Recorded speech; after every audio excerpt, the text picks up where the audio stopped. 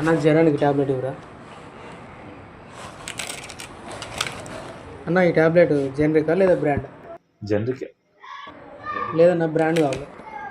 Generic అయినా brand అయినా మంచిగానే పనిచేస్తుంది. లేదన్నా నేను చిన్నప్పటి నుంచి నేను వేసుకునే బట్టలైనా వేసుకునే చెప్పులైనా ఇప్పుడు నేను తాగే మందు అయినా లేకపోతే సిగరెట్ అయినా ఏదైనా బ్రాండెడే వాడుతున్నాను.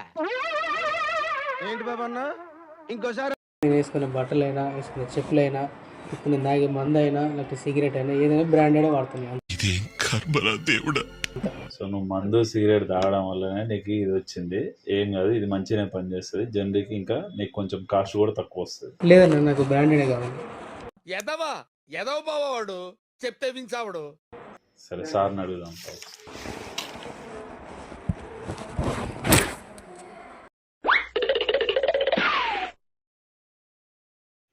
సార్ మరి ఇతను బ్రాండెడ్ బట్టలు బ్రాండెడ్ షూ వాడుతున్నారు సార్. మెడిసిన్ కూడా బ్రాండెడే కావాలంటున్నారు సార్. పిక్చర్ల గురించి వెంటనే కానీ లైవ్ లో ఇదే చూడటం ఓకే అన్నా, జనరిక్ డ్రగ్స్ అయినా బ్రాండెడ్ డ్రగ్స్ అయినా సేమ్ అదే డ్రగ్ ఉంది. A few moments later.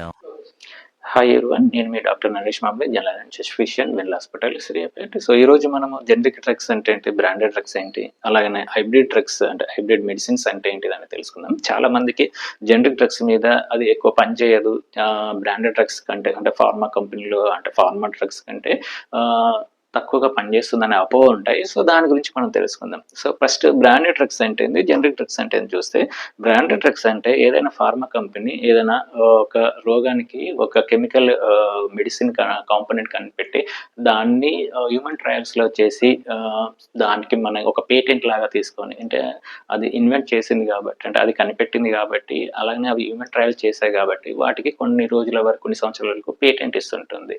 So ఆ పేటెంట్ అనేది మామూలుగా 11 years నుండి 20 years వరకు ఇలా ఒక్కొక్క మెడిసిన్ ఒక్కొక్క రకంగా ఉంటుంది.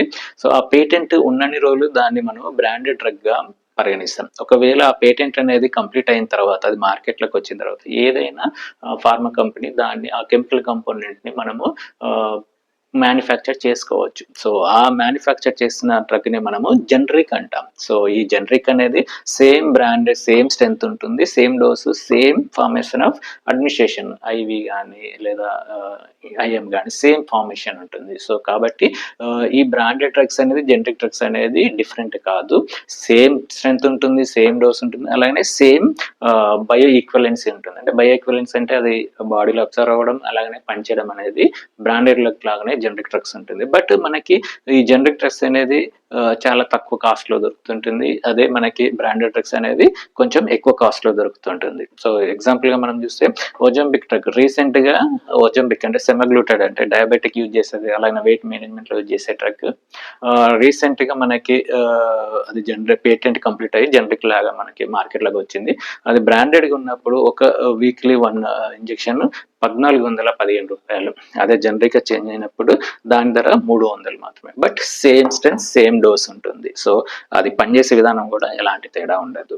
కానీ బట్ మనకు కొన్ని డిఫరెంట్ గా బ్రాండెడ్ జనరిక్ ఎలా ఐడెంటిఫై చేయాలంటే డిఫరెంట్ కలర్ ఉండడం, డిఫరెంట్ షేప్ ఉండడం, అలాగనే అలా పనిచేసే కలరింగ్స్ కానీ లేదా బైండర్స్ కానీ, అంటే ఇన్యాక్టివ్ ఇంగ్రీడియంట్స్ అనేవి కొంచెం డిఫరెంట్ గా ఉంటాయి, బట్ అవి సేఫ్టీ లెవెల్లోనే ఉంటాయి. దీన్ని గవర్నమెంట్ అనేది మానిటర్ చేస్తూ దాన్ని సేఫ్టీ లెవెల్ని చూస్తూ ఈ జనరిక్ డ్రగ్స్ ని మనకి మార్కెట్ లో రిలీజ్ చేస్తూ ఉంటుంది. సో అలాగనే మనకి ఈ జనరిక్ డ్రగ్స్ లో ఇప్పుడున్న సిచ్యువేషన్ లో చాలా వరకు ప్రతి దాంట్లో ఫేక్ రావడం అనేది జరుగుతుంటుంది. ఈ ఫేక్ జనరిక్ డ్రగ్స్ ని మనం ఎలా ఐడెంటిఫై చేయాలో తెలుసుకుంటే, స్పెల్లింగ్ మిస్టేక్స్ అంటే మనకి జనరిక్ డ్రగ్ నేమ్ అనేది ఆ కాంపోనెంట్ పేరే, మనకు ఎగ్జాంపుల్ గా పారాసెటమాల్ ఉందనుకో పారాసెటమాల్ పేరే ఉంటుంది, బట్ బ్రాండెడ్ నేమ్ కి మనకు క్రోసిన్, ఎగ్జాంపుల్ గా క్రోసిన్ అని ఉండొచ్చు.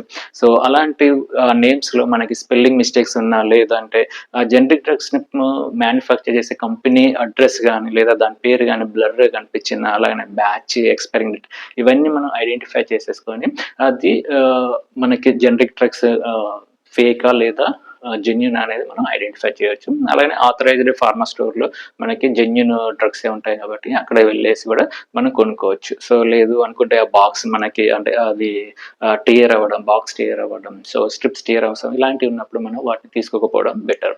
అలాగే మనము ఎక్స్పైరీ డేట్ కూడా మనం చాలా మందికి ఒక అపోహ ఉంటుంది, ఎందుకంటే ఎక్స్పైరీ డేట్ అయిన తర్వాత అది విషపూరితం అవుతుంది అనేది చాలా మందిలో అపోహ ఉంటుంది. సో అది కూడా మనకి ఒక అపోహ మాత్రమే. ఎక్స్పైరీ డేట్ అయిన తర్వాత ఆ కెమికల్ కాంపోనెంట్లో చేంజెస్ మాత్రం వస్తాయి. ఆ చేంజెస్ వల్ల ఆ టాబ్లెట్స్ యొక్క పనితనం అనేది తగ్గుతుంది కానీ అది విషపూరితం అనేది కాదు.